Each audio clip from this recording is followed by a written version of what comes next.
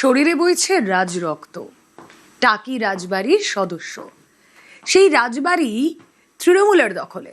বাংলায় বিজেপি আসতেই আবার তাই ঘরে ফেরা। স্মৃতিতে জমাট বাঁধা সন্ত্রাস।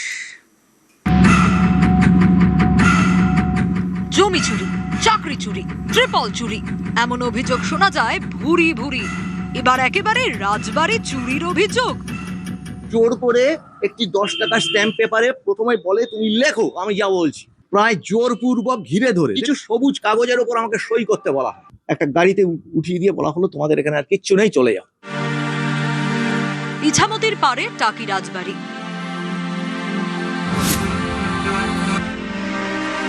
তখন মোঘল আমল। ইছামতি তখনও ভারত বাংলাদেশের সীমান্ত হয়ে ওঠেনি। যশোরের রাজা প্রতাপাদিত্য রুখে দাঁড়িয়েছিলেন মোঘলদের বিরুদ্ধে। বুক চিতিয়ে লড়াই করেছিলেন যশোরের রাজা। সেই বীরগাথার ইতিহাস মেখেই দাঁড়িয়ে আছে ভাঙাচোরা এই টাকি রাজবাড়ি। এই রাজারই বংশধর প্রবীর রায়চৌধুরী।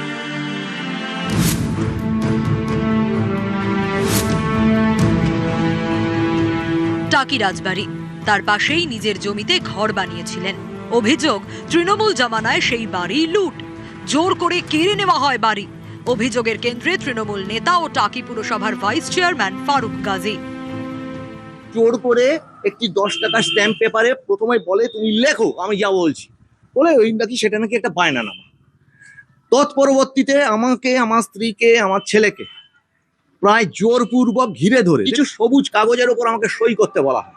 আমি জানলামও না যে আমি কিসে সই করলাম। আমাকে ওই যেখানে লেখানো হলো সেখান থেকেই আমাকে, স্ত্রীকে আর আমার ছেলেকে একটা গাড়িতে উঠিয়ে দিয়ে বলা হলো তোমাদের এখানে আর কিচ্ছু নেই, চলে যাও। আমরা এখানে বাস করতাম। এই বাড়ির মধ্যে দিয়ে গরু চালান, পাচার করা, বিভিন্ন রকমের দুষ্কৃতির কাজকর্ম, এগুলো প্রথম দিকে শুরু হয়। পরবর্তীকালে আমার ওপর বিভিন্ন রকম ভাবে চাপ দেওয়া হতে থাকে যে তুমি এই জায়গা ছেড়ে বিক্রি করে চলে যাও। বছর 7 আগের কথা। পৃথিবী জুড়ে করোনার অসুখ। চাকরি যায় প্রবীর চৌধুরীর। বাড়ি নেই, কাজ নেই, সব হারিয়ে পথের ভিখারি। সম্বল বলতে এই বাড়িটুকু, সেটাও দখল হয়ে যায়। রাজা নিজেই ঘর ছাড়া। আমার স্ত্রী গিয়ে এই ফারুক গাজী চেয়ারম্যানের যে অফিস, এই ভাইস চেয়ারম্যানের যে অফিস, সেখানে গিয়ে বলেছিল যে আমরা হাত জোর করছি, আমাদের সঙ্গে এরকম করো না। তখন বলেছিল যে এখান থেকে চলে যান, আপনার হাজব্যান্ডকে মেরে দেব। 7টা বছর পর নিজের বাড়ির সামনে এসে দাঁড়াচ্ছি, বুঝতে পারছেন কিচ্ছু নেই, সব লুটপাট।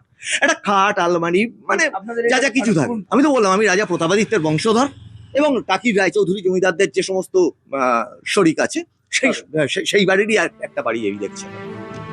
আবেদন, নিবেদন, ভিক্ষা, কোনো কিছুতেই চিড়ে ভেজেনি।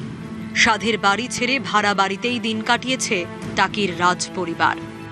থানা ছিল সব ওদের কেনা গোলাম। এরকম একটা অভিযোগ শুনেছি যে ওরকম করেছে, ওকে ওরকম ফারুক করে, ও তো সব জায়গায় করে, এটা নিয়ে ওরকমই করেছে ওর সঙ্গে। ফারুক সব জায়গাতে এরকম করে, সব জায়গায় এরকম করে। ওরা গাছ জোর এরকম দেখায়, সব জোর জোর করে নেয়। স্থানীয়রা বলেন, তৃণমূল জামানায় টাকি জুড়ে ফারুকের অলিখিত শাসন। গরিবের টাকা লুট, জমি লুট, অভিযোগের তালিকা দীর্ঘ। অভিযোগ, সেই টাকাতেই রাজমহল, রিসর্ট, হোটেল ব্যবসা। ইছামতির পারে বিলাসবহুল রিসর্ট, দুর্নীতির রাজমহল। বিএলও থেকে জেলা শাসক বাড়ি ফেরানোর আবেদন নিয়ে সবার দুয়ারেই গিয়েছেন রাজার বংশধর।